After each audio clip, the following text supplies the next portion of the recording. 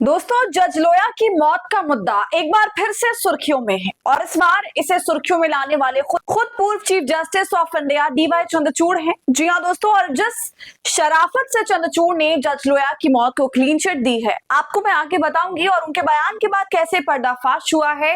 कुछ सवाल ऐसे हैं जो अभी भी बने हुए हैं, जिनका जवाब चंद्रचूड़ भी नहीं दे पाए, ना उस मामले को उठाया।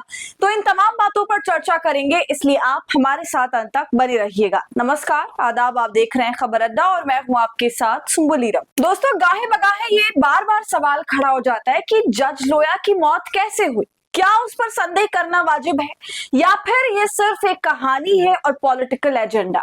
आखिर क्यों ये सवाल लगातार घूम रहा है, इससे जुड़ी कई ऐसी बातें हैं जिनका जवाब आज तक कोई नहीं दे पाया और अब इन तमाम सवालों के इर्द गिर्द डीवाई चंद्रचूड़ पहुंच गए हैं, क्योंकि काफी वक्त से, जब से वो रिटायर हुए और उससे पहले से चंद्रचूड़ लगातार इंटरव्यूज दे रहे हैं, प्रोग्राम्स में शामिल हो रहे हैं, मीडिया संस्थानों से जुड़ रहे हैं। तो अब उनसे ये सवाल किया जा रहा है कि आप बताइए कि जज लोया वाला मामला क्या था। फिर दोस्तों, सुप्रीम कोर्ट के पूर्व मुख्य न्यायाधीश सीजेआई डीवाई चंद्रचूड़ ने जस्टिस लोया पर बात करते हुए कहा कि उन्होंने हर मसले पर ढंग से जांच करी थी, इसके बाद जजमेंट दिया था। उनका कहना है कि आप जजमेंट से सहमत असहमत हो सकते हैं, लेकिन जजों की नियत पर सवाल उठाना गलत है। जस्टिस लोया की 2014 में मौत हुई थी, तब वो सोहराबुद्दीन शेख फर्जी मुठभेड़ मामले की सुनवाई कर रहे थे। इस मामले में एक आरोपी आज के गृह मंत्री अमित शाह भी है। आपको मालूम ही होगा दोस्तों, और जब ये मामला शुरू हुआ तो उनकी मौत को लेकर कई सवाल उठे। बॉम्बे हाई कोर्ट से लेकर सुप्रीम कोर्ट में याचिका दायर की गई और दोस्तों, मैं आपको ये भी याद दिला दूं कि ऐसे ही एक याचिका की सुनवाई करते हुए सुप्रीम कोर्ट ने 19 अप्रैल 2018 को याचिका खारिज कर दी। सुनवाई कर रही बेंच में तब भारत के मुख्य न्यायाधीश दीपक मिश्रा और जस्टिस एएम खानवेलकर के साथ जस्टिस चंद्रचूड़ भी थे। इस पूरे मामले में चंद्रचूड़ अब जब मीडिया संस्थानों में जा रहे हैं तो वो बता रहे हैं कि आखिर वो किस तरह से इस पूरे मामले को देख रहे हैं और याचिका खारिज की गई तो क्यों की गई, ये अहम सवाल उनसे पूछे जा रहे हैं। तो दोस्तों, कुछ दिनों पहले चंद्रचूड़ ललन टॉप में भी एज अ गेस्ट पहुंचे थे, उनका इंटरव्यू हुआ था और वहां पर भी उनसे इस मुद्दे को लेकर सवाल पूछा गया। तब चंद्रचूड़ ने बताया कि जस्टिस लोया केस में हमारे सामने पूरी तरह मेरिट के आधार पर बहस हुई थी, पूरी क्षमता के आधार पर उन पर जवाब दिए गए। ऐसा कोई मसला नहीं था जो हमारे सामने रखा गया था और हमने डील ना किया हो। इसके बाद जस्टिस चंद्रचूड़ ने पूरे केस की टाइमलाइन भी बताई। उन्होंने कहा कि 3 जज मिलकर एक जज साहिबा के घर नागपुर गए, क्योंकि उनके घर में शादी थी। नागपुर में तीनों जज रवि भवन नाम के गेस्ट हाउस में रहे थे। सवाल उठे कि 3 जज एक ही कमरे में कैसे रह सकते हैं। इसके जवाब में जस्टिस डीवाई चंद्रचूड़ ने कहा कि सुनवाई के दौरान हमने कोर्ट में कहा था कि आप न्यायपालिका, देश और समाज के बारे में जानते नहीं है। हम भी जब किसी शादी में गए हैं तो कई जज एक साथ रहते हैं, कई बार तो 20-25 या 10-15 जज एक साथ रहते हैं। आप बस ध्यान से सुनते जाइए दोस्तों, सारा मामला आपको क्लियर होता जाएगा। ये जो कुछ भी मैं बता रही हूँ, ये सब चंद्रचूड़ द्वारा बोले गए शब्द हैं। तो वो आगे कहते हैं कि रात में जस्टिस लोया ने कमरे में ठहरे अपने 2 साथी जजों को जगाकर उन्होंने कहा कि उनको कुछ ठीक नहीं लग रहा। फिर दोनों जज ऑटो से जस्टिस लोया को अस्पताल ले गए। सवाल उठा कि वो गाड़ी से क्यों नहीं ले गए। इसके जवाब में डीवाई चंद्रचूड़ कहते हैं, शायद उनको पता नहीं था, ये एक सामान्य चीज है, हर जज के पास अपना ड्राइवर, अपनी गाड़ी नहीं होती।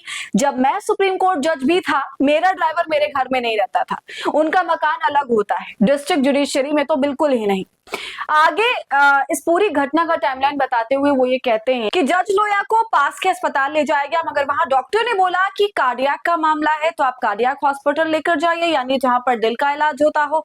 फिर जब उन्हें कार्डियक हॉस्पिटल ले जाया गया तब वहीं पर उन्हें एक बड़ा मैसिव हार्ट अटैक आया और उनका देहांत हो गया। इसमें सवाल उठे कि जस्टिस लोया के साथ मौजूद दोनों जजों का रवैया साधारण नहीं था, ऑटो में अस्पताल क्यों ले गए। इसके जवाब में डीवाई चंद्रचूड़ कहते हैं, बड़े बड़े वकील जब बहस करते हैं सुप्रीम कोर्ट में, शायद उनकी आमदनी अलग होती है, उनको 5 स्टार होटल्स में रहने की आदत होती है, उनको पता नहीं है कि हमारे जजों की क्या हालत है।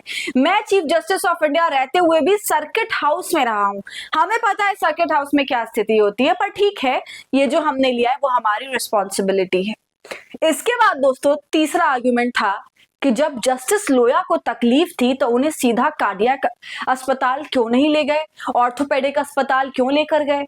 इसके जवाब में जस्टिस डीवाई चंद्रचूड़ कहते हैं कि तुरंत समाधान निकालने के लिए उसके चलते ये डिसीजन लिया गया, जो हॉस्पिटल मिला वहीं लेकर चले गए। इसके बाद चंद्रचूड़ एक ऐसा ही उदाहरण देते हैं जिसके अंदर जज की हार्ट अटैक से मौत होती है, जबकि उनके साथ पूरा काफिला होता है रास्ते में।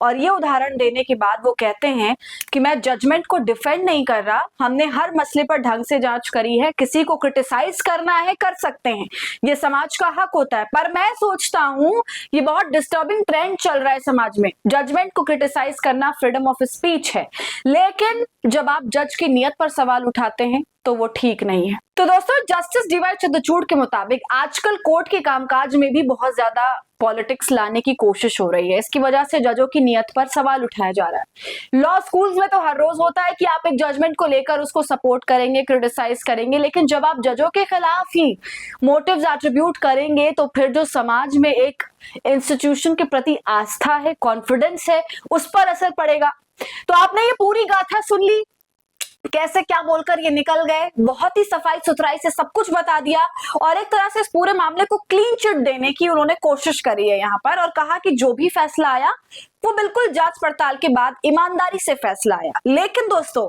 इस पूरी बातचीत में इफ एंड बट का सवाल अभी तक खड़ा है। जी हाँ, एक वरिष्ठ पत्रकार है निरंजन टाकले, उन्होंने अब बताया है कि कैसे जजेस का व्यवहार रहा था उस वक्त। उन्होंने बताया कि कैसे जब जज लोया की डेथ हुई तो उनके परिवार को, जो मुंबई में रहता था, वहां शव ले जाने की जगह उनके पुश्तैनी घर की तरफ एम्बुलेंस के जरिए उनके शव को भेज दिया गया, जबकि उस एम्बुलेंस में सिर्फ शव था और ड्राइवर था और कोई भी उस शव के साथ नहीं गया। तो ये कैसे जजेस थे जो अपने साथी को ऐसे ही छोड़कर चले गए?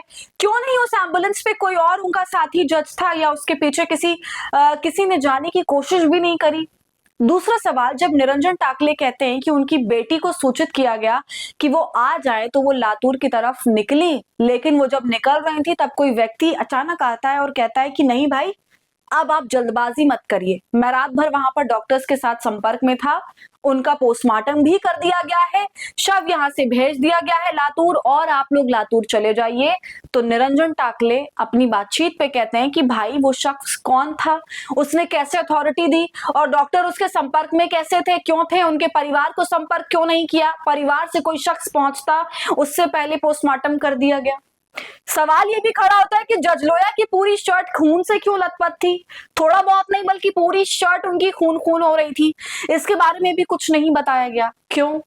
दोस्तों, ये सवाल बहुत ज्यादा बड़े हैं जो अब फिर से चर्चा में है चंद्रचूड़ की वजह से, जिन्होंने बहुत ही, जैसे कि मैंने बताया, सफाई से बात करी, अपनी मुकम्मल कर दी बात को। हालांकि बात इतनी आसान नहीं थी जितनी आसानी से उन्होंने बोल दिया सब कुछ। पत्रकार ने यह भी बताया कि जो भी सबूत मौजूद थे उस वक्त उनके साथ भी छेड़छाड़ हुई, उनके फोन तक को फॉर्मेट कर दिया गया, कॉल रिकॉर्ड्स गायब हो गए, जो भी डेटा था फोन के अंदर सब खाली कर दिया गया। यह सब कैसे हुआ, किसने किया? तो आपका इस पर क्या सोचना है, क्या कहना है दोस्तों? कमेंट कर हमें जरूर बताइए। वीडियो को लाइक और शेयर करें। खबर अड्डा को यूट्यूब पर सब्सक्राइब कर ले।